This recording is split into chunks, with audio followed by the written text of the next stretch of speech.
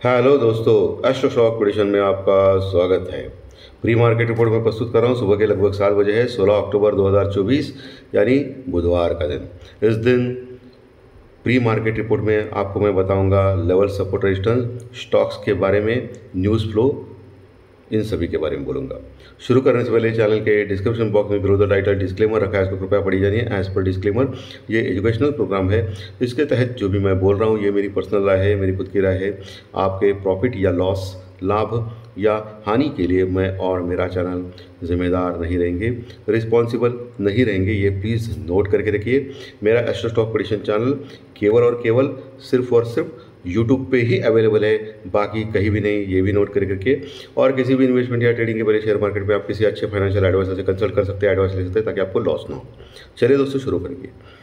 तो दोस्तों, ज़बरदस्त गिरावट अमेरिकन मार्केट में कल के सत्र में देखी गई। कल उनका जो कॉरपोरेट अर्निंग था, रिजल्ट का सेशन, वो खराब था। एनर्जी स्टॉक्स प्लस आईटी के स्टॉक्स ज़बरदस्त गिरे। एनवीडिया स्टॉक 4.5% गिरा एक ही दिन में। सो इसका मतलब हमारे यहाँ भी आईटी के स्टॉक्स में मार पड़ सकती है। एडीआर ऑलरेडी नीचे दिखाई दे रहे, इन्फोसिस, विप्रो के 2-2, 3-3% के ऊपर। सो आज हो सकता है आईटी के स्टॉक्स में अच्छी खासी सेलिंग आ सकती है। इसके ऊपर आपको ध्यान रखना है। कल अमेरिकन मार्केट लगभग 324 पॉइंट यानी 324 पॉइंट माइनस में क्लोज हो गए, यानी 0.70%। लेकिन आईटी के स्टॉक्स का जो निर्देशांक है नैस्डैक, वो ज़बरदस्त गिरावट दिखाई दे रहा है, 1% के ऊपर गिरा दोस्तों। आज सुबह भी माहौल ख़राब है दोस्तों।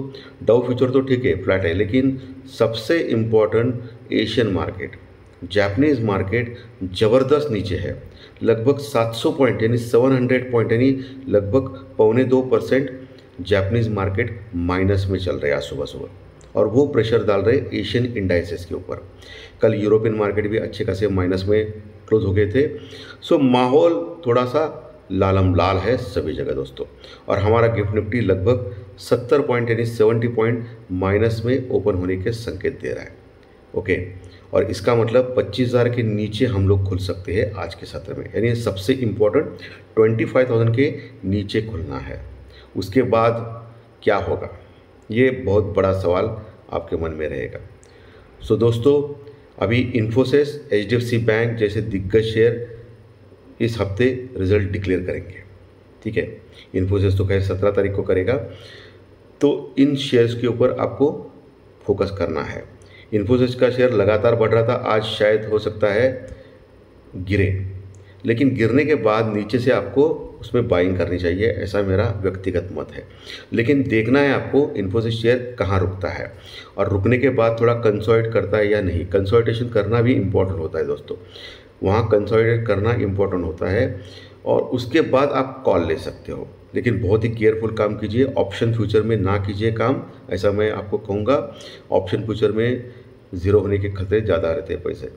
लेकिन आप अगर स्टॉक में अगर इन्वेस्टमेंट करेंगे अच्छे स्टॉक्स में, ए ग्रेड के स्टॉक्स में, निफ्टी, बैंक निफ्टी के दिग्गज स्टॉक्स में, तो उसका रिटर्न हो सकता है 7-10 साल के बाद आपको प्रॉफिट मिले उसमें। तो ये भी बात इंपॉर्टेंट होगी। पुट कॉल रेशो में देखा जाए तो निफ्टी का पुट कॉल रेशो 0.80 के पास है, बैंक निफ्टी का वही है 0.91 के पास है। पुट कॉल रेशो में तो कोई समस्या नहीं है। इंडिया विक्स भी कल 13 तक था, लेकिन आज बढ़ने के चांसेस है इंडिया विक्स में, यानी वोलेटिलिटी आज आ सकती है वापस दोस्तों। वैसे आज बैंक निफ्टी का एक्सपायरी का दिन भी है। सो बैंक निफ्टी का इंडाइसेस आपको देखना है, और हमेशा की तरह एक्सपायरी के दिन ये लोग क्या करते हैं आपको मालूम है, उस इंडाइसेस को फ्लैट रखने की चेष्टा कर सकते हैं। लेकिन दोपहर 1 बजे के बाद ये मूवमेंट दे सकते हैं मार्केट में, इस चीज़ के ऊपर भी आपको ध्यान रखना है। क्रूड ऑयल वही है $74-75 के पास, लेकिन क्रूड ऑयल में बहुत ही ज़बरदस्त गिरावट हो चुकी है। $81 से $74-75 के पास पहुंचा है क्रूड ऑयल। और ये क्रूड ऑयल इतना घटने का कारण कल पता चला हमको, इस्राइल ने अमेरिका को आश्वस्त किया है कि वो ईरान के न्यूक्लियर साइट के ऊपर हमला नहीं करेगा। ये एक पॉजिटिव बात है, न्यूक्लियर साइट के ऊपर हमला नहीं करेगा, ये आश्वस्त किया है इस्राइल ने अमेरिका को। इसका मतलब वो ऑयल डेपो के ऊपर भी हमला कर सकता है, या बाकी अन्य साइट के ऊपर ईरान के हमला कर सकता है। तो खतरा अभी टला नहीं है, बट एक खतरा टला है कि न्यूक्लियर साइट जैसे डेंजरस एरिया में वो बम्बारिंग नहीं करेगा। इससे अगर करेगा तो क्या होगा कि थर्ड वर्ल्ड वॉर ऊपर हो सकता है। इसलिए अमेरिका ने इसराइल के ऊपर ये डरा धमका के बोला रहेगा और इसराइल ने भी माना है। ये अच्छी बात है, इसीलिए क्रूड ऑयल इतना घटा है। बट किंतु परंतु अभी क्रूड ऑयल खरीदने का समय आ चुका है, ऐसा मुझे लग रहा है।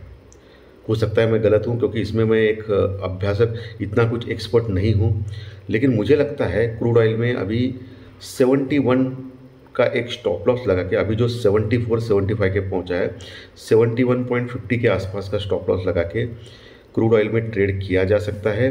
और आने वाले दिनों में मुझे क्रूड ऑयल फिर से $80 के ऊपर जाता हुआ दिखाई दे रहा है, $80 के ऊपर। ओके, 71.50 स्टॉप लॉस और $80 के ऊपर जाता हुआ दिखाई दे रहा है आने वाले कुछ दिनों में। लेकिन जैसे ही 70.550 का लेवल तोड़ देता है क्रूड ऑयल में, तो एग्जिट हो जाए। तो ये मैं एक्सपर्ट तो नहीं हूँ इसमें, जो भी करना है आपके फाइनेंशियल एडवाइज़र से कंसल्ट करके फिर से मैं कह रहा हूँ, लेकिन मुझे लग रहा है। और पिछले हमेशा आप देख सकते हो इस चैनल के ऊपर, जब भी मैं क्रूड ऑयल का कॉल देता हूँ तब परसेंटेज वाइज मैं 80% के आसपास सही होता हूँ, लेकिन 100% कुछ नहीं होता है। मैं फिर से बोल रहा हूँ, रॉन्ग भी हो सकता हूँ। सो बहुत ही केयरफुल काम करें, ठीक है, क्योंकि इसमें पैसा लगा रहता है और कम से कम लॉट में काम करना है। कभी भी स्टॉप लॉस या हेजिंग से काम करना है, ताकि आपको बड़ा लॉस ना हो और आपका कैपिटल बचे। तो अभी क्या, आगे क्या? एफआई का सेलिंग कम हो चुका है, ये अच्छी बात है। कल एफआई ने सिर्फ और सिर्फ 1700 करोड़ यानी 1700 करोड़ के आसपास का माल कैश में सेल किया है, सिर्फ 1700 करोड़। अभी जो 10,000, 8,000, 7,000, 6,000, 5,000, 4,000 करोड़ का माल एफआई निरंतर सेल कर रहा था, अभी वो सिर्फ 1700 करोड़ के सेलिंग के ऊपर आ चुका है। तो ये बहुत ही अच्छी बात है इंडियन स्टॉक मार्केट के लिए आगे बढ़ने के लिए। और वही डीआई ने हमेशा की तरह 1300-1400 करोड़ का माल खरीद के इंडियन स्टॉक मार्केट को सपोर्ट दिया है। ओके, 1300-1400 करोड़ के आसपास का माल कैश में बाय करके डीआई यानी डोमेस्टिक इन्वेस्टर ने, हमारे लोगों ने सपोर्ट किया है। तो एफआई की सेलिंग रुक गई है, ज़्यादा बड़ी नहीं है। इसका मतलब क्या होता है कि इंडियन स्टॉक मार्केट अभी थोड़ा सा आगे बढ़ सकते हैं, और इसी वजह से आज इतना बड़ा गैप डाउन नहीं है। 70 पॉइंट कुछ नहीं होते हैं जनरली। एफआई अगर सेलिंग में आता है तो ये 70 पॉइंट का 200 पॉइंट भी माइनस में हम लोग कर सकते थे। लेकिन किंतु परंतु ये गिफ्ट निफ्टी है भाई, आप सबको मालूम है 10 में से 7 बार ये रॉन्ग इंडिकेट दिखाता है। तो 9, सवा 9 बजे अलग स्टोरी हो सकती है गिफ्ट निफ्टी में, अलग ही खुल सकता है। सो एकदम अलर्ट रहिए। वो अलग बात है कि क्या खुलेगा।